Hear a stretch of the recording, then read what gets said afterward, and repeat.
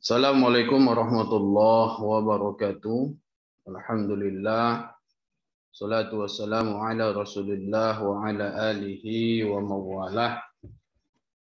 Syukur kita kehadirat Allah Subhanahu wa taala atas limpahan rahmat, nikmat dan karunia Allah berikan kepada kita sehingga di pagi yang berbahagia ini kita masih bisa berkumpul kembali di ruang Zoom ya untuk melaksanakan perkuliahan kita, kegiatan belajar mengajar kita ya yang pada hari ini sudah memasuki pertemuan yang ke-10 ya.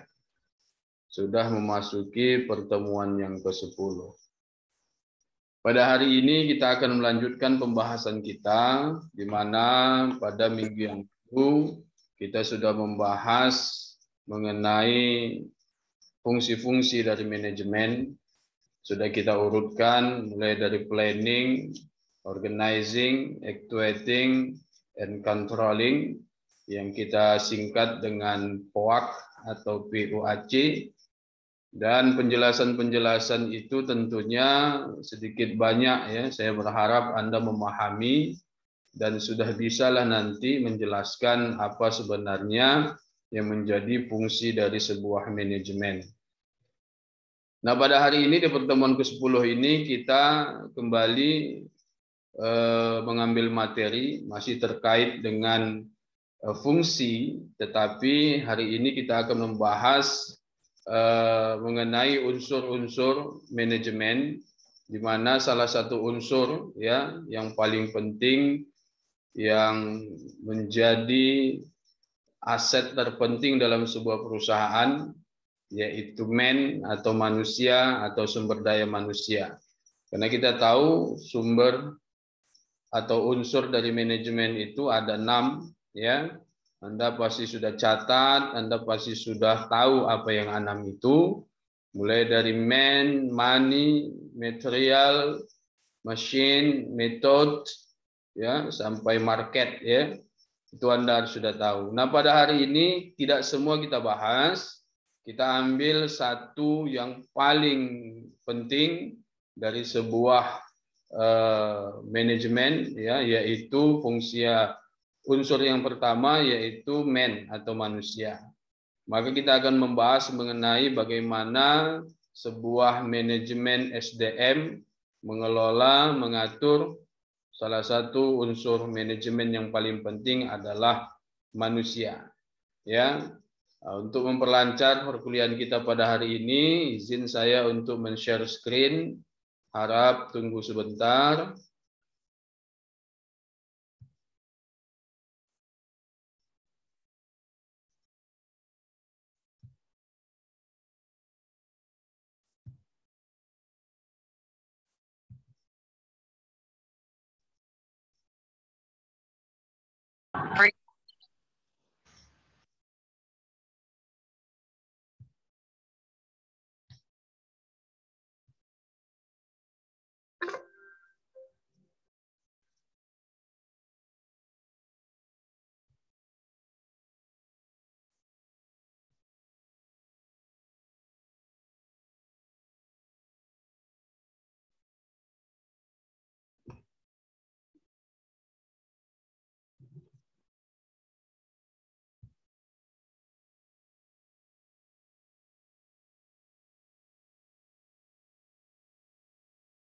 Oke, baik, sudah terlihat di layar Anda masing-masing ya. Hari ini kita akan membahas mengenai manajemen sumber daya manusia. Ya, kita ada di pertemuan yang ke-10 dari pengantar manajemen untuk kelas pagi, dan itu nanti ada saya undang juga ya dari kelas non reguler ya. Nah, sebelum kita membahas mengenai manajemen sumber daya manusia terlebih dahulu ya, kita akan membahas bagaimana sih arti penting dari sebuah ya SDM itu, dari sumber daya manusia itu. Bagaimana sih arti pentingnya seorang karyawan, pegawai dalam sebuah perusahaan. Oke, baik. Oke. Kurang nyaman ya. Green screen-nya agak-agak membekas ini di wajah saya. Oke, baik. Saya pindah ya bentar ya.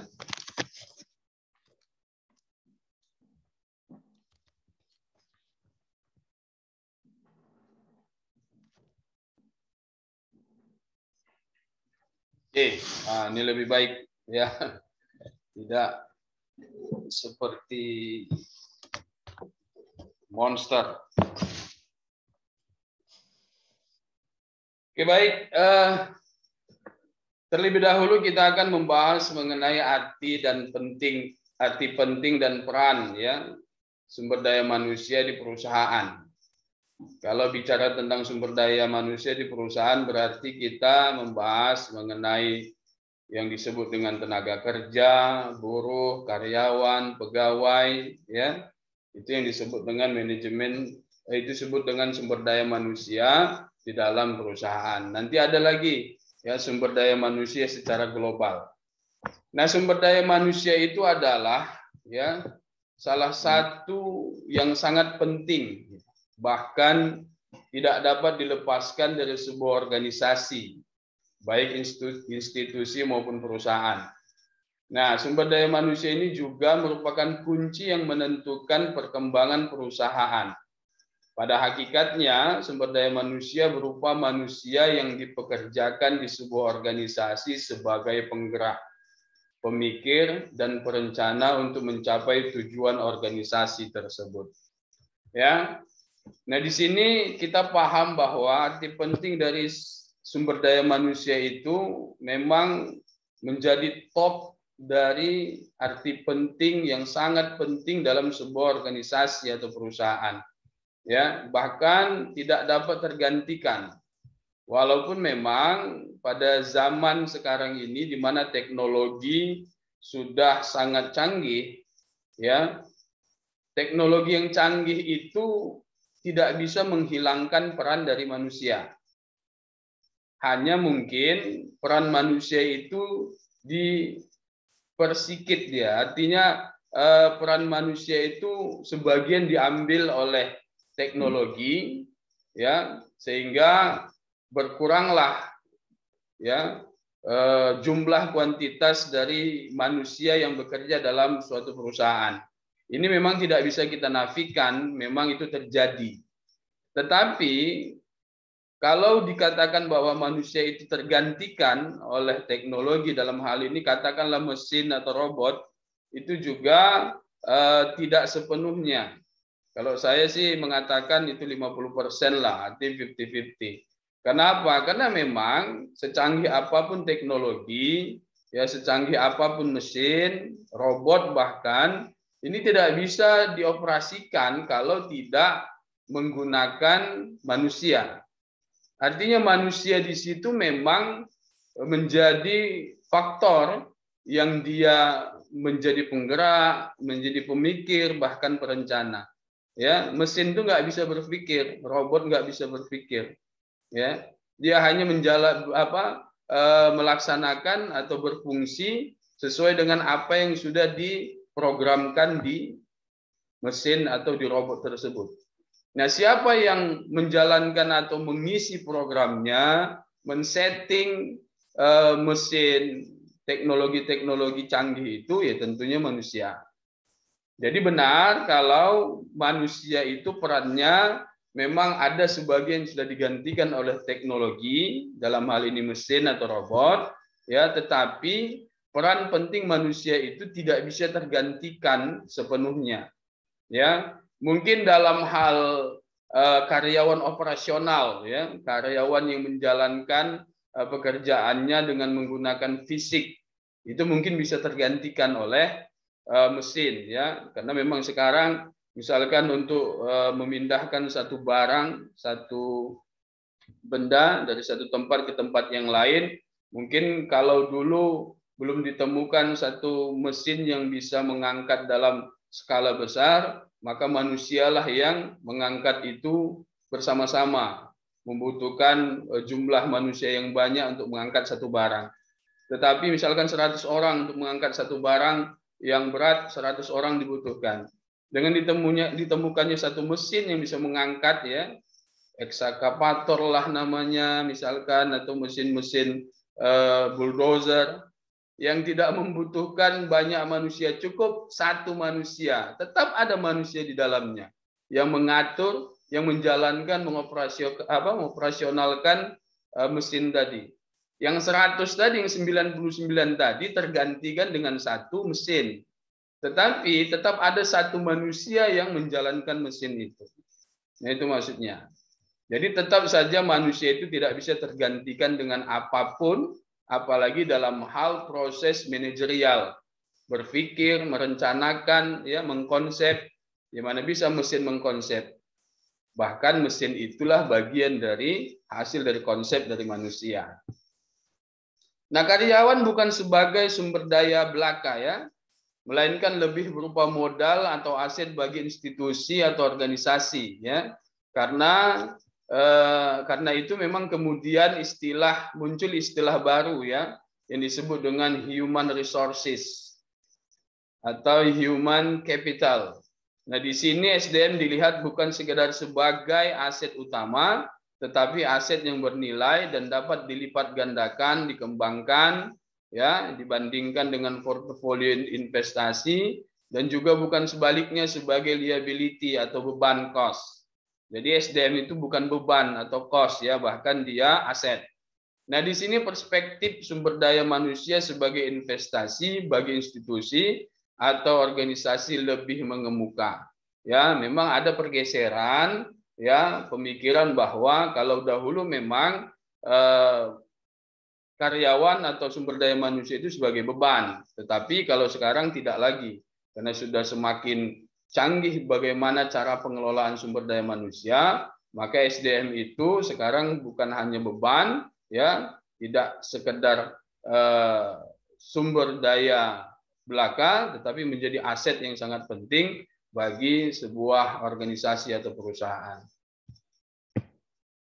Nah, kemudian kalau kita mau membagikan, ya, kita mau membagikan pengertian dari sumber daya manusia itu, kita bisa bagi menjadi dua, ya, yaitu sumber daya manusia yang diartikan skala mikro dan pengertian sumber daya manusia skala makro. Nah, kalau sumber daya manusia secara mikro ini adalah individu yang bekerja dan menjadi anggota suatu perusahaan atau institusi. Nah, biasa kita sebut dengan pegawai, buruh, karyawan, pekerja, ya. Nah, inilah yang disebut dengan karyawan operasional dan karyawan manajerial, ya.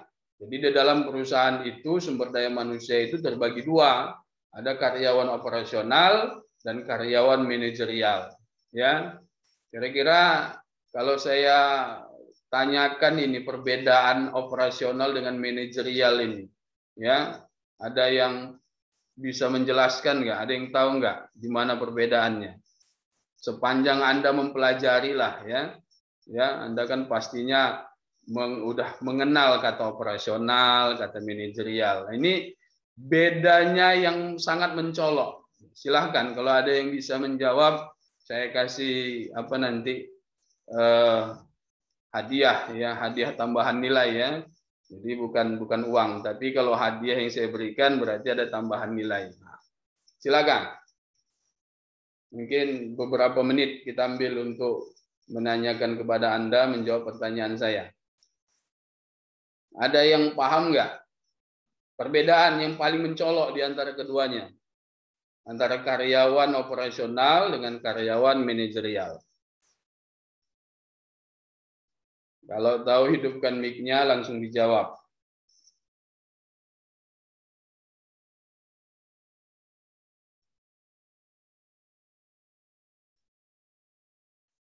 Nggak ada yang tahu? Wah, diam semua, ya. Pak, saya Pak. Silakan, mungkin Nasir.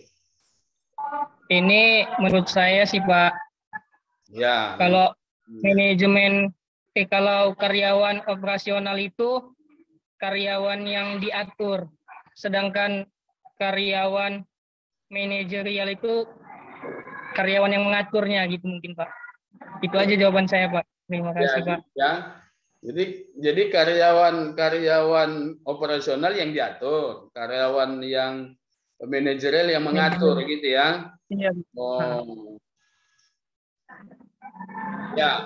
Ada lagi nggak? Biar kita simpulkan nanti. Pak Windy. Ya, silakan. Karyawan operasional itu dia karyawan yang mencakup semua pekerjaan, sedangkan yang manajerial itu hanya mencakup satu operasi. Gimana sih? Ya, gimana kami menjawab kok? Gimana sih? Ya, silakan. Ya maksudnya gimana? Kalau karyawan operasional, karyawan operasional itu dia mengatur pekerjaan. Ya silakan. Yang manajerial Kalau manajerial karyawan yang tertentu aja pekerjaannya gitu. Ya, seperti itu, Pak. Ya. Oke, satu lagi lah, satu pendapat lagi kira-kira yang bisa yang bisa membuat kita paham lah. Nanti kita gabungkan ya. Saya coba ambil sedikit-sedikit dari jawaban Anda. Saya Pak. Nah. Kalau karyawan operasional itu seperti karyawan yang bekerja di lapangan itu sendiri Pak. Misalnya kayak karyawan swasta biasa gitu Pak. Kalau karyawan manajerial itu kayak sebagai atasannya mungkin Pak, yang memerintah mereka untuk menjalankan operasi menjalankan prinsip-prinsip di perusahaannya mungkin Pak. Ya, baik. Ya, artinya semua jawaban itu mengandung mengandung arti atau mengandung jawaban yang bisa kita ambil sebagai satu kebenaran ya, mulai dari Muhyiddin Nasir, Windy, kemudian Al-Farezi. Ya. Yang lain ini kalau nggak tahu siapa Muhyiddin Nasir, Al-Farezi, ini kelas non reguler yang saya undang. Ini selalu aktif ya, kalau diundang datang, dan ini bagus nih. Ya. Nah, jadi yang lain mungkin nggak kenal ini siapa. Yang pagi malah cuma satu ya, si Windy yang menjawab. Baik. Ya memang kalau dilihat dari perbedaan dari kata operasional dan manajerial itu, bahwa ya karyawan operasional ini memang bisa kita artikan karyawan yang secara langsung mengerjakan pekerjaan atau tugas-tugas yang memang diperintah oleh atasan, begitu.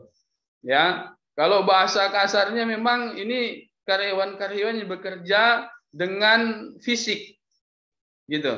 Contoh misalkan karyawan produksi ini nanti dia mulai dari mengoperasionalkan mesin, kemudian kalau saya dulu kerja di pabrik itu bagian mengambil sarung tangan dari cetakan itu, ya. Artinya sudah diorganisir dia oleh karyawan manajerial, ya, oleh karyawan manajerial yang dimana mereka ini bekerja sebagai pemikir, pengkonsep, perencana, ya. Jadi kalau mau kita bilang ini jabatannya lebih tinggi, bisa juga kita bilang demikian, ya kan? Artinya manajerial itu berarti mulai dari manajer, supervisor, mandor, gitu ya, yang memang nanti fungsinya mereka merencanakan, kemudian mengorganisasikan, melakukan pengarahan, sampai nanti mereka melakukan pengawasan. Nah, siapa yang mereka awasi? Ini karyawan operasional. Ya, siapa yang menjalankan perencanaan yang sudah direncanakan? Karyawan operasional. Siapa yang dibagi-bagikan pekerjaannya? Karyawan operasional, gitu loh. Sampai nanti ya di lapangan itu diarahkan, ya kan, oleh siapa? Karyawan manajerial. Nah, karyawan manajerial ini pada prosesnya dia memang memerintahkan, tetapi dia juga statusnya masih sebagai karyawan yang juga mendapat perintah. Kira-kira siapa yang memerintahkan mereka? Ya pemilik perusahaan kan. Nah, jadi yang paling atas itu pemilik perusahaan atau pemegang saham dan lain sebagainya. Sehingga nanti mereka dapat perintah, ya, pemilik perusahaan itu menginginkan, misalkan saya ingin tahun ini keuntungan sekian miliar misalkan. Kan gitu kan. Mereka tinggal bilang begitu aja. Lalu masuklah kepada yang manajerial, bagaimana memikirkan, merencanakan, ya pendeknya melaksanakan fungsi-fungsi manajemen tadi untuk mencapai tujuan perusahaan, artinya tujuan si pemilik perusahaan ini tadi, kan begitu. Nah, hasil dari konsep fungsi-fungsi manajemen ini tadi, semuanya itu melaksanakan secara langsung adalah karyawan operasional. Ya, itu gambaran. Jadi semua pertanyaan jawabannya tadi bisa kita ambil, kita kutip-kutip, kita jadikan satu pemahaman. Itulah perbedaan dari manajemen karyawan operasional dan karyawan manajerial. Nah, itu secara mikro ya, artinya secara mikro bahwa SDM secara mikro itu diartikan sebagai karyawan, pegawai, pekerja, tenaga kerja, buruh di dalam perusahaan. Tetapi kalau kita mau artikan SDM secara makro, ini adalah penduduk suatu negara yang sudah memasuki usia angkatan kerja, baik yang belum bekerja maupun yang sudah bekerja. Ya, contoh seperti Anda ya, Anda semua ini adalah SDM. Kalau kita artikan secara makro, Anda ya saya yakin sudah masuk pada usia angkatan kerja. Tetapi ada yang sudah bekerja, ada yang belum bekerja, ya. Nah, artinya kalau dia sudah tamat SMA, kemudian tamat SMA itu kan biasanya menjadikan syarat yang paling rendah sekarang untuk masuk ke dalam satu perusahaan. Nah, dia sudah bisa bekerja di dalam satu organisasi atau suatu perusahaan, satu instansi, maka dia disebut dengan angkatan kerja, ya.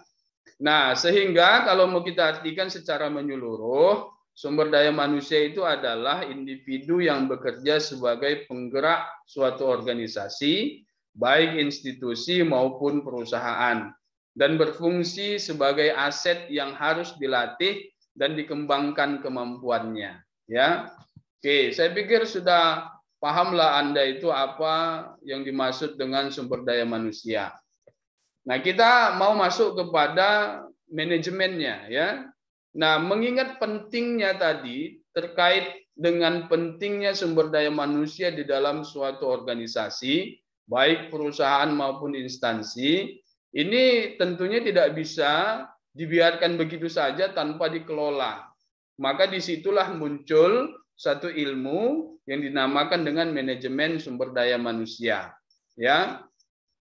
Nah, manajemen sumber daya manusia ini merupakan suatu proses menangani berbagai masalah pada ruang lingkup karyawan, pegawai, buruh, ya, manajer dan atau semua tenaga kerja yang menopang seluruh aktivitas dari organisasi, lembaga atau perusahaan untuk mencapai tujuan yang telah ditetapkan.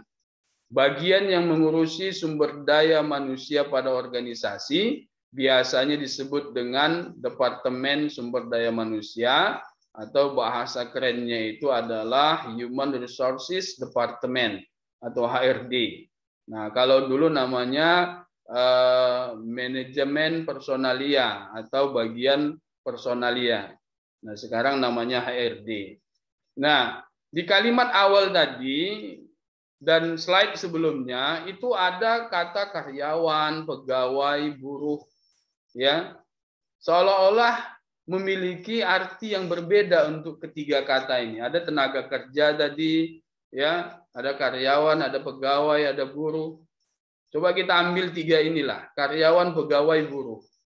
Ini menurut Anda sama atau beda nih? Kenapa saya harus membuat karyawan, koma, pegawai, koma, buruh, koma gitu? Menurut Anda sama atau saya yang salah? Iya, Bapak yang salah, harusnya nggak usah dibuat koma karena cukup karyawan aja semua atau pegawai. Coba kasih pendapat. Ada nggak yang berpendapat ya memang beda Pak? Sudah betul Bapak. Nah, kalau memang beda, coba siapa yang tahu apa perbedaan dari ketiga kata ya yang merujuk kepada SDM? Ada karyawan, pegawai, buruh. Oke? Siapa yang bisa menjawab lagi? Ya kalau bisa jangan yang tiga lagi, yang tiga tadi ya, yang lain. Tapi kalau nggak bisa ya mau apa lagi ya, ya kita persilahkan juga. Oke, yang lain silakan.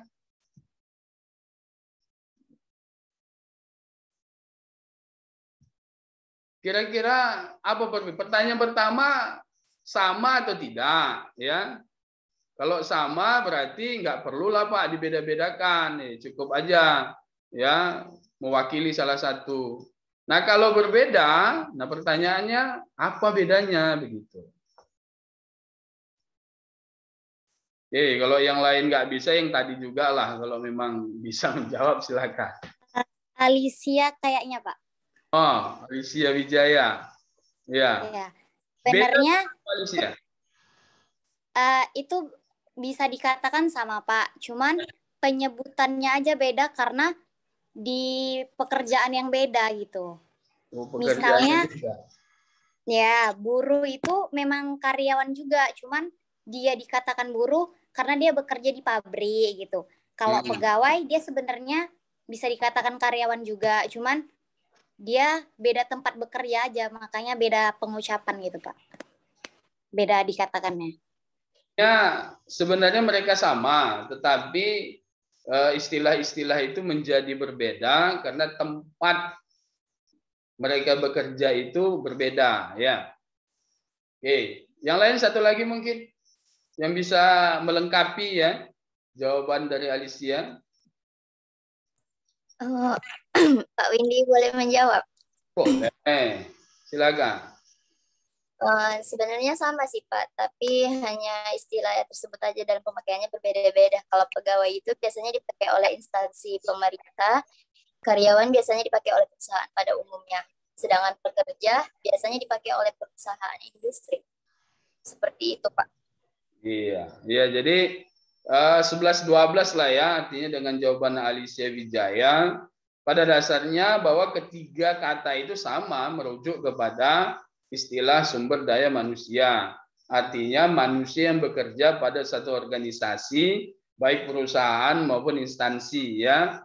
Nah, oke, ya artinya benar ya bahwa memang ketiga kata itu tadi istilahnya bisa berbeda karena memang penempatan mereka bekerja itu berbeda ya. Semuanya sumber daya manusia, semuanya tenaga kerja.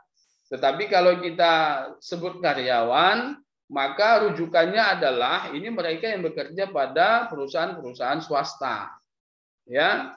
Nah, kalau bicara tentang pegawai, ini adalah tenaga kerja atau sumber daya manusia yang memang mereka itu bekerja pada ruang lingkup organisasi pemerintahan biasanya. Instansi, pegawai negeri sipil, pegawai bank, arti yang BUMN ataupun BUMD ya. Nah, atau instansi pendidikan misalkan, organisasi pendidikan seperti kami di Unifa itu sebutannya pegawai ya, tidak karyawan. Nah, kalau buruh tepat sekali ini memang mereka ini yang bekerja pada sektor industri ya, fabrikasi gitu. Memang sesekali memang disebut juga memang karyawan ya, tapi lebih sering mereka disebut dengan buruh ya. Nah, makanya ada istilah serikat buruh, bukan serikat karyawan, tapi serikat buruh di dalam satu organisasi fabrikasi. Ya. Nah, jadi pada dasarnya manajemen SDM itu adalah salah satu fungsi ya sebuah perusahaan organisasi yang memang fokusnya kepada beberapa fungsi manajemen. Nah, kalau misalkan di manajemen secara umum fungsinya itu kita tahu ada 4. Tetapi kalau nanti di SDM itu bisa melebihi ya, bisa sampai 11 ya. 4-nya itu tetap ada, POAC-nya tetap ada, tetapi ada penambahan-penambahan khusus untuk mengelola mengelola sumber daya manusia atau tenaga kerja. Nah, ini yang saya sebut tadi ya. Ini slide yang pertama ini saya tunjukkan 5 fungsi dari manajemen sumber daya manusia. Ada perencanaan atau planning, ada pengorganisasian, ada pengarahan atau directing, ada pengendalian. Nah, ini yang 4 pertama ini kan fungsi manajemen juga nih kan. POAC ya, planning, organizing, ya, actuating itu directing sama, kemudian controlling pengendalian. Kemudian ditambah lagi dengan pengadaan atau procurement ya. Selanjutnya ada pengembangan atau development, ada kompensasi, ada pengintegrasian, ada pemeliharaan, ya, ada juga kedisiplinan, dan ada pemberhentian atau PHK. Nah, ini bisa Anda lihat nanti definisi atau arti-arti dari masing-masing fungsi, ya. Oke. Selanjutnya ada tujuan manajemen sumber daya manusia, ya. Ini harus kita pahami, sebenarnya pembahasan tentang manajemen sumber daya manusia ini luas, ya, panjang ini. Artinya secara teoritis ketika Anda mempelajarinya tidak cukup dalam satu pertemuan. Cuma karena ini mata kuliahnya pengantar manajemen, pengantar, jadi memang diberikan pemahaman sedikit, sekedar kulitnya saja. Definisi, fungsi, tujuan. Nah, nanti bagi Anda yang memang mengambil prodi manajemen, belajar tentang manajemen SDM ini bahkan sampai 2 semester. Ada manajemen SDM 1, ada manajemen SDM 2. Ya. Jadi betul-betul memang pemahaman tentang manajemen SDM itu, ya, di prodi manajemen itu betul-betul sangat mendalam, ya. Banyak nanti variabel-variabel SDM yang memang harus dipahami, gitu. Nah, sekarang ini sekedar untuk menampilkan kulitnya, ya. Anda tahu apa itu SDM, Anda tahu itu apa manajemen SDM, apa fungsinya, apa tujuannya. Nah, begitu, ya. Tapi kalau yang akuntansi sama ekonomi pembangunan, ya cukup sampai di sini dia. Ya, karena nanti udah semester 3 itu tidak lagi sama mata kuliahnya, ada perbedaan nanti. Ya, ada jurusan yang memang menjurus kepada manajemen, semua nanti mata kuliah melulu tentang manajemen. Akuntansi juga demikian, melulu tentang akuntansi, kemudian ekonomi pembangunan juga demikian. Hanya saja nanti ada mata kuliah umum yang semuanya itu masuk ke dalam ruang lingkup ilmunya, itu juga dipelajari, ya. Ada juga nanti yang sama. Tetapi khusus manajemen ini nanti yang akuntansi sama EP itu nggak dapat, ya, yang SDM 1-2-nya. Jangan nanti tanya, Pak, saya kok nggak dapat SDM 1 sama 2? Oh, enggak. Udah beda alam sebenarnya. Ini kan kita semester 1-2 ini masih sama. Masih belajar tentang yang umum-umum, ya. Sama, makanya digabungkan. Nah, tujuan manajemen SDM itu adalah untuk mengembangkan efektivitas yang pertama. Efektivitas apa? Efektivitas kerja tentunya dari SDM di dalam satu perusahaan. Kemudian memperbaiki kualitas tenaga kerja, ya, dalam suatu perusahaan atau organisasi. Memberikan aturan kerja yang efektif, ya. Kemudian menyeimbangkan dan menyelaraskan tujuan masing-masing dari setiap SDM tadi. Dan yang terakhir untuk membantu para manajer fungsional dan manajer lini dalam mengelola seluruh tenaga kerja selaku sumber daya manusia dengan cara yang lebih efektif. Nah, kalau bicara tentang manajer fungsional, ini artinya manajer-manajer yang tingkat top, ya. Ya, top manajemennya dia. Kalau manajer lini ini yang middle. Ya, artinya yang menjalankan di lapangan, ya. Menjalankan di lapangan. Kalau misalkan manajer fungsional itu bisa seperti GM, ya, general manager, atau memang manajer keuangan, manajer sumber daya manusia, tetapi di bawahnya nanti ada SVP, supervisor, ini yang disebut dengan manajer lini tadi, yang menjalankan apa yang diperintahkan oleh manajer atasannya. Baik, saya pikir pembahasan kita cukup sampai slide ini, ya. Nanti akan kita bahas lebih mendalam tentang manajemen sumber daya manusia tentunya di mata kuliah manajemen sumber daya manusia 1 dan 2. Itu ada di semester 3 dan 4 nanti, ya. Oke, baik, kita punya waktu 4 menit lagi. Saya pikir saya ingin menjelaskan kepada Anda bahwa pertemuan ke-10 ini sudah mendekati, ya, sudah masuk lewat dari apa yang diekspektasikan sebenarnya. Ada 11, 12, ya kan? Nanti 13, 14 sudah presentasi sebenarnya. Nah, saya menghimbau, ya, kepada Anda semua untuk tidak lagi berpikir panjang, ya. Ya, langsung saja selesaikan 2 tugas yang saya tugaskan kepada Anda, terutama yang pertama tentang mewawancarai seorang manajer yang sukses. Ya, Anda nggak usah takut-takut sebenarnya. Sebenarnya ini Anda kena takut saja. Gitu Anda keluar rumah sebenarnya sudah banyak perusahaan-perusahaan yang hadir di mata Anda. Pertanyaannya adalah Anda berani nggak masuk ke perusahaan itu, nanya kepada orang yang ada di sana, mengaku Anda sebagai seorang mahasiswa, kemudian mendapatkan tugas dan ingin mewawancarai seorang manajer. Saya yakin 1, 2 mungkin ditolak, tapi 3, 4, 5 nggak mungkin Anda ditolak.